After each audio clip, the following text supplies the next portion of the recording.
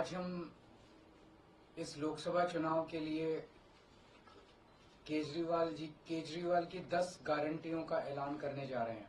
सबसे पहली गारंटी है, देश के अंदर 24 घंटे बिजली का इंतजाम करेंगे। कैसे करेंगे? हमारे देश में 3 लाख मेगावाट बिजली प्रोड्यूस करने की क्षमता है, कैपेसिटी है। देश की पीक डिमांड, गर्मियों के अंदर पीक डिमांड देश की सबसे ज्यादा डिमांड होती है 2 लाख मेगावाट। तो आज हमारा देश जितनी बिजली पैदा कर रहा है, पैदा कर सकता है, जितनी डिमांड है उससे कहीं ज्यादा बिजली पैदा करने की हमारी क्षमता है। लेकिन मेरे घर के अंदर फिर भी पावर कट लग रहे हैं। क्यों? मैनेजमेंट खराब है। दिल्ली में भी यही हाल था, पंजाब में भी यही हाल था। बिजली तो थी लेकिन मैनेजमेंट खराब था। हमने मैनेजमेंट ठीक करके दिल्ली में भी 24 घंटे बिजली का इंतजाम किया, पंजाब में भी किया, देश में भी करके दिखा सकते हैं क्योंकि हमें एक्सपीरियंस है। देश के गरीब लोगों को बिजली मुफ्त दी जाएगी। दिल्ली में करके दिखाई, पंजाब में करके दिखाई, पूरे देश के अंदर फ्री कर सकते हैं। 1.25 लाख करोड़ रुपए का खर्चा आएगा। एक एक कैलकुलेशन करके लाया हूं मैं हवा में गारंटी नहीं देता। केजरीवाल की गारंटी एक ब्रांड है मार्केट के अंदर। अगर हम कुछ बोलते हैं तो वो पूरी करते हैं। तो 1.25 लाख करोड़ रुपए का खर्चा आएगा। 1.25 लाख करोड़ रुपए हम इंतजाम करेंगे। 1.25 लाख, उसके अंदर पूरे देश के गरीबों को 200 यूनिट बिजली मुफ्त मिल सकती है। स्वास्थ्य, अगर मेरे देश की जनता स्वस्थ होगी, बीमारी नहीं होगी, तो देश तरक्की करेगा। पढ़ी लिखी जनता होगी, स्वस्थ जनता होगी, तो 140 करोड़ लोग ही तो इस देश को आगे ले जाएंगे। कोई एक प्रधानमंत्री थोड़ी देश को आगे ले जाता है, जनता आगे ले जाती है। तो सब लोगों को अच्छे इलाज का इंतजाम करेंगे। आज अगर किसी को के घर में कोई बीमार हो जाए, बड़ी बीमारी हो जाए, सरकारी अस्पतालों का बुरा हाल है पूरे देश के अंदर, और प्राइवेट वालों ने लूट मचा रखी है। पूरे देश में कोने कोने में, हर गांव में, हर मोहल्ले में मोहल्ला क्लिनिक खोला जाएगा। शानदार डिस्ट्रिक्ट हॉस्पिटल जितने, उनको मल्टी स्पेशलिटी बना के उनको शानदार प्राइवेट हॉस्पिटल्स की तर्ज पे बनाया जाएगा। और इस देश में पैदा होने वाले हर व्यक्ति का पूरा इलाज मुफ्त होगा, इंश्योरेंस के आधार पे नहीं होगा। ये बहुत बड़ा स्कैम है। जितनी सरकारी, राज्य सरकारें, केंद्र सरकार इंश्योरेंस आधारित जो स्कीम बनाती हैं, ये सब बहुत स्कैम है इंश्योरेंस कंपनीज के साथ। हम इंफ्रास्ट्रक्चर क्रिएट करेंगे, कोने कोने के अंदर, गांव गांव के अंदर इंफ्रास्ट्रक्चर क्रिएट करेंगे, हेल्थ इंफ्रास्ट्रक्चर क्रिएट करेंगे, अस्पताल बनाएंगे, मोहल्ला क्लिनिक बनाएंगे, ताकि लोग वहां जाके अपना इलाज करा सकें।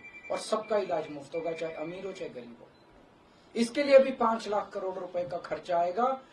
2.5 लाख करोड़ राज्य सरकार देगी, 2.5 लाख करोड़ केंद्र सरकार देगी। 5 साल के अंदर 5 लाख करोड़ रुपए, हर साल 50-50 हजार करोड़ का खर्चा आएगा।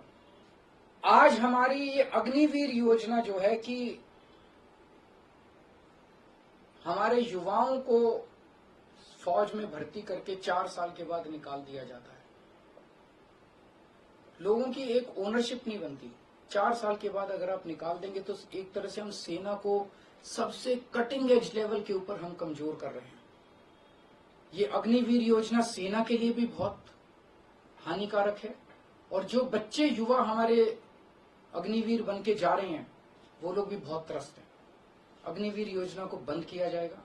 जितने बच्चों को अभी तक अग्निवीर में शामिल किया जाए, उनको पक्का डिक्लेयर किया जाएगा। उनको पक्का राष्ट्रीय सम्मान भी नहीं मिलता संस्कार के समय, तो उनको पक्का किया जाएगा, उनको पक्का डिक्लेयर किया जाएगा।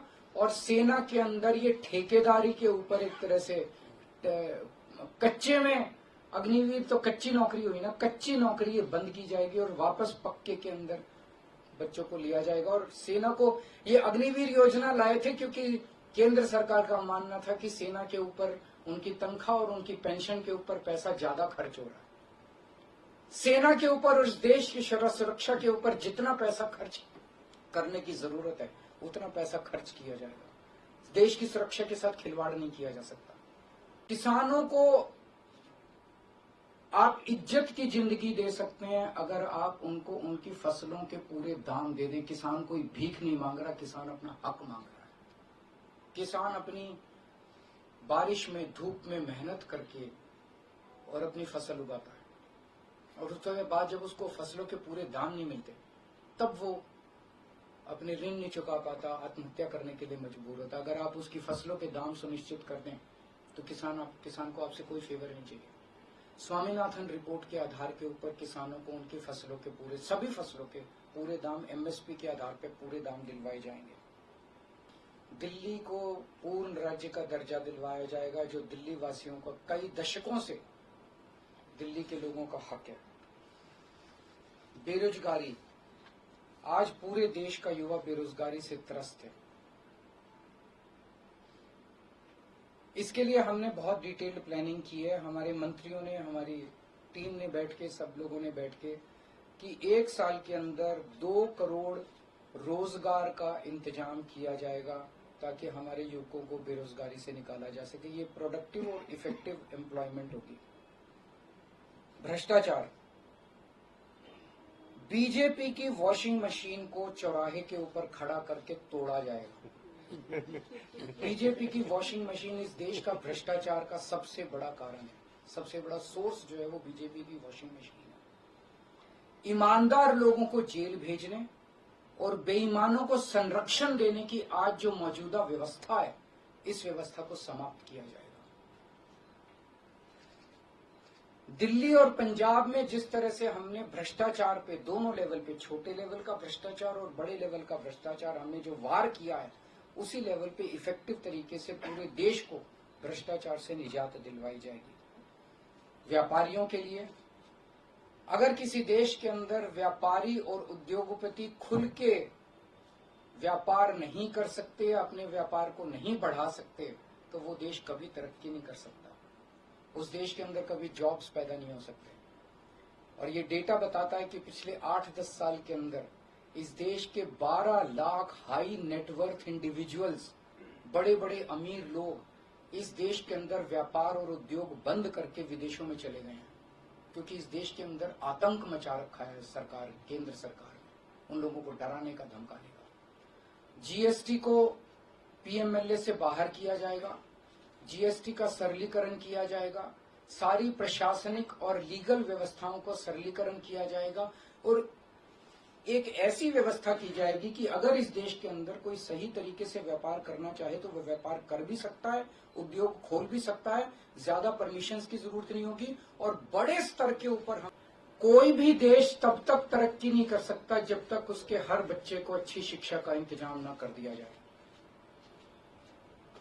अगर किसी देश के अंदर ढेरों लोग अनपढ़ हैं, अगर किसी देश के अंदर ज्यादा बच्चे, कई बच्चों को बिलो स्टैंडर्ड, सब क्वालिटी, गंदी, बेकार शिक्षा मिलती है, वो देश कभी आगे नहीं बढ़ सकता। आज हमारे देश के अंदर सरकारी स्कूलों का बुरा हाल है। 10 लाख सरकारी स्कूलों के अंदर 18 करोड़ बच्चे पढ़ते हैं जिनका कोई भविष्य नहीं है। दिल्ली के अंदर हमने करके दिखाया, पंजाब के अंदर करके दिखाया। देश के सारे सरकारी स्कूलों को शानदार बनाएंगे, अच्छे बनाएंगे, प्राइवेट स्कूलों से भी बेहतर बनाएंगे।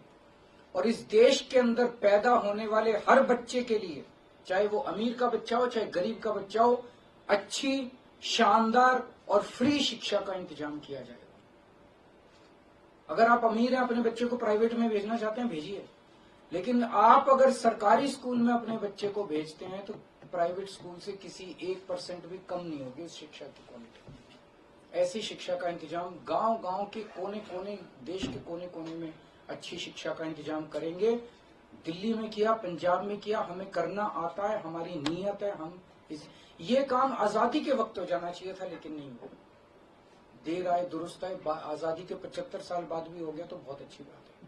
इस काम को करने के लिए 5 लाख करोड़ रुपए लगेंगे। 2.5 लाख करोड़ रुपए केंद्र सरकार देगी, 2.5 लाख करोड़ रुपए राज्य सरकार देगी।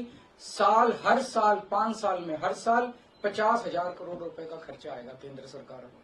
50,000 करोड़ तो कुछ भी नहीं। अगर 50,000 करोड़ रुपए सालाना खर्चे में मेरे देश के बच्चा अगर 18 करोड़ बच्चों को अच्छी शिक्षा मिल जाए, इससे अच्छा और क्या हो सकता है। राष्ट्र सर्वोपरि, हमारी चौथी गारंटी।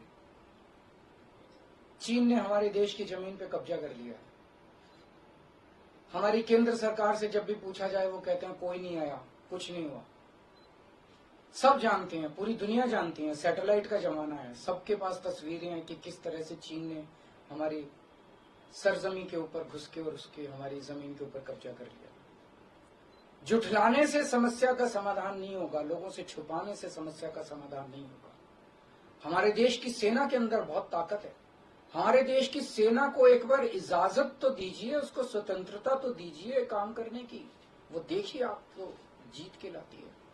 तो हमारे देश की जितनी जमीन पे चाइना ने कब्जा किया हुआ है, उस जमीन को चाइना के कब्जे से छुड़वाएंगे। इसके लिए एक तरफ डिप्लोमेटिक लेवल पे एफर्ट्स किए जाएंगे और सेना को पूरी स्वतंत्रता दी जाएगी कि वो इसके बारे में जो कदम उठाना चाहे कदम उठा सकती है।